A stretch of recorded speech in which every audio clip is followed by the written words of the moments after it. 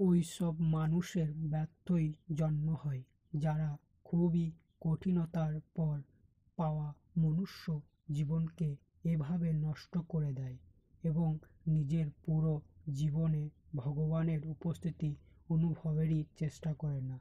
সাংসারিক বিষয়ের ওপর জ্ঞান মানুষকে জেদি বানিয়ে তোলে। জ্ঞানের অভিমান হলো একটি বন্ধন।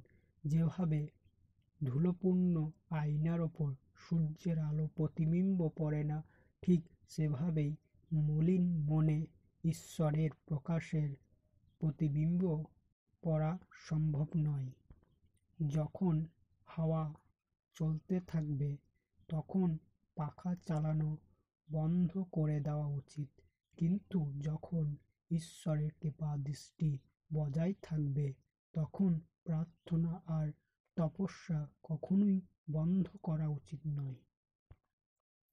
যদি তুমি ভগবানের দেওয়া শক্তির সৎ ব্যবহার না করো, তাহলে তিনি কখনোই অধিক দেবেন না।